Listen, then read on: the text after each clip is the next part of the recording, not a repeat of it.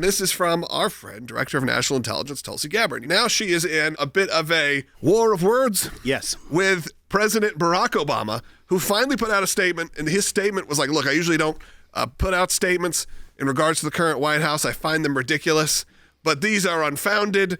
It feels very denial-y. Why don't you go ahead and give everybody this update? And then Tulsi then responded with dropping even more documents with even more information.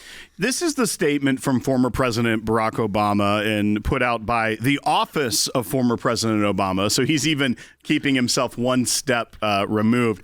Out of respect for the office of the presidency, our office does not normally dignify the constant nonsense and misinformation flowing out of this White House with a response.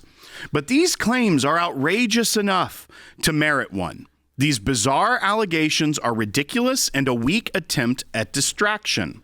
Nothing in the document issued last week undercuts the widely accepted conclusion. Here we go. You got to listen closely to this part, because this is where the word games start. Right. The widely accepted conclusion that Russia worked to influence the 2016 presidential election, but did not successfully manipulate any votes.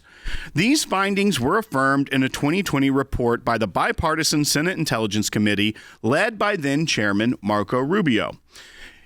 This is next level shell game here, right? Because that's not what this is about at all. President Obama would have been better off not issuing this statement, because he is obviously trying to cover and say, there's nothing new here, nothing to see here. People were asking for his statement. Right. But he says that nothing in the document issued last week undercuts the widely accepted conclusion that Russia worked to influence the 2016 presidential election.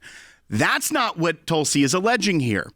Tulsi is showing through these documents that was the intel community's assessment, and that going up all the way through the election, there was that Russia was attempting to influence through their bot armies, as well as they didn't have the capability to manipulate votes. That was the intel community's assessment the entire time. And then after President Trump got elected, President Obama calls a meeting in the White House, and they changed the story.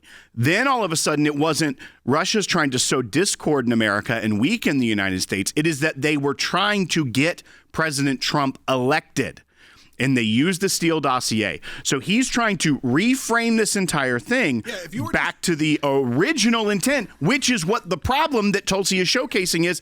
They went away from that. Oddly enough, President Obama's statement actually says what Tulsi Gabbard is saying with these documents. However, because they manipulate you in the way that they talk, and I mean that for all politicians, right, left, doesn't matter. It's never clear what they're saying. But what they're inferring, if you were to read that statement purely on knowing it's coming from the Obama group, you would read into it that he's talking about Russia influence specifically for the benefit of President Trump in 2016. Right. Not they were just trying to, I don't think there's really a lot of people thinking that there was no Russia interference in the sense of Russia didn't have some sort of operations. By the way, I think most countries we talked about yesterday, the United States funding NGOs under the Biden administration trying to influence the Israel election. So that shouldn't shock anybody. But when the statement comes out from Barack Obama, and what was it, the Obama... The office of former President Barack Obama. Whatever that means. The office of former President Barack Obama. And it's not clear, but its intentions are clear. Its intentions are to make you believe that this is talking about President Trump working with, or the Trump administration, or the Trump campaign, really, working with Putin and Russia. When really what they're saying there is that they just... everyone knew, and it's why, and Marco Rubio even said, here's the documents, though, also saying that it would have been a benefit to Vladimir Putin for Hillary to win, and here's why. And also that it wasn't going to be this one, they were anticipating a Hillary Clinton win, which, by the way, so were almost everyone. If you remember, if you can flash back to 2016, we were sitting in not this studio, in our old studio, and my brother Jordan was the only person who said President Trump has got this in our room. Because the polls, that was when we still believed somewhat in the polls were showing a landslide victory for Hillary Clinton. And here's what was released today. So Tulsi Gabbard declassified, or President Trump would have the power to declassify, but put out this declassified House Permanent Select Committee on Intelligence, so the House Intel Committee, did a report on the 2016 election and the intelligence, the underlying intelligence. That committee can go into the SCIF. They can look at all this when they're conducting their report in their oversight role of the executive branch. That's a part of the Constitution, what they're supposed to do. They did this, but this was a classified report because it dealt with classified intelligence, systems and methods, sources and methods, all of the things that we don't normally get to see. They've declassified this now.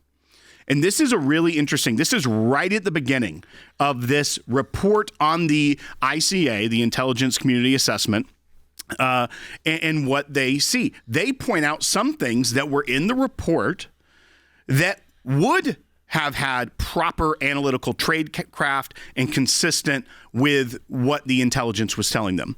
Here are the three things that were consistent from the intelligence, but what shifted. One, President Putin ordered conventional and cyber influence operations, notably leaking politically sensitive emails obtained from computer intrusions. That's number one.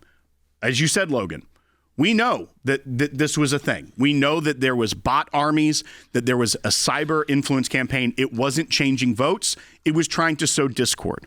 Two, Putin's principal motivations in these operations were to undermine faith in the U.S. democratic process and weaken what the Russians consider to be an inevitable Clinton presidency. This is what the intel community was gathering. That means they thought it was going to be Clinton. They wanted Russia to be stronger than America, so they were trying to already weaken America during the election process. And three, and this is the kicker, and this is why Chairman Grassley, Chuck Grassley from Iowa, the senator, released that entire declassified Horowitz report, the annex to his report about the email investigation that basically said the FBI did nothing. They were hands off. They had these thumb drives. They didn't even look at them. Three, Putin held back leaking some compromising material for post-election use against the expected Clinton administration. Yeah, so think about this. Okay, so let's hold on that topic and that release. So what you're saying is that they had potentially damning information, right, to the Hillary Clinton campaign.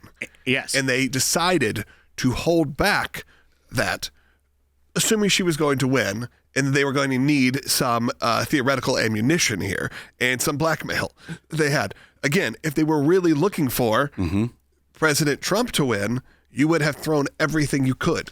That's right. So what does it tell you? It tells you that Putin thought, I've got leverage over the United States president.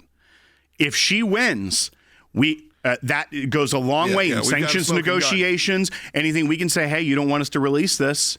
Or if they do, then America's crippled because they're going through some sort of impeachment, things like that. That's what the goal of Russia was, a weaker United States and a stronger Russia. So when all of a sudden this shifted is when President Obama called that meeting and said, hey, all you principals in here, CIA director, attorney general, we got to change the message.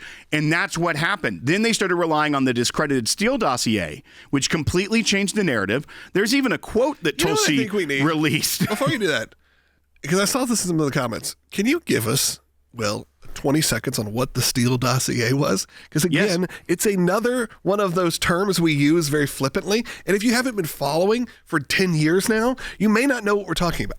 So the Steele dossier was a work product that the Clinton campaign paid for. You pay for opposition research. You get people to dig up dirt on your political opponent that you can use. Unfortunately, that's how the world works. So they had paid for this product from a former British spy, Christopher Steele, to create this dossier. They got the dossier. They got the dossier. And by the way, the Clinton campaign never really used it because it was so incredible. And then when they started to see incredible, like not credible. Not credible. Right. Well, that's what the word incredible means. When you're like, man, this is incredible. I'm making sure people understand. It's not how we use it. It was not creditable. But they paid this guy for it. And then all of a sudden, that makes its way into the intel community, which all the CIA, all the analysts said, this isn't credible. We shouldn't use it. They only started using it to try and tear down Trump after he won. Yeah. And as a matter of fact, the CIA was telling Brennan, don't use this work product. And this is a quote Tulsi released. He said he agreed that it didn't meet intel standards. It said, yes, But doesn't it ring true? It just feels right. He's just vibing. Yeah. Just vibing on the Steele dossier. Just rings true, man. It just feels right. When you read it, you're like, yeah, I get it. I feel like he did this. Yeah. We are so excited to announce the ACLJ's brand new app, completely redesigned to provide you with the best tools available to partner with us at the ACLJ. You can watch the daily Secular program, sign the petitions, customize your ACLJ membership experience, donate with the click of a button, and receive up-to-the-minute critical updates that the mainstream media can't censor. Just scan the QR code on your screen or go to your phone's app store, search ACLJ, and click install. It's that simple.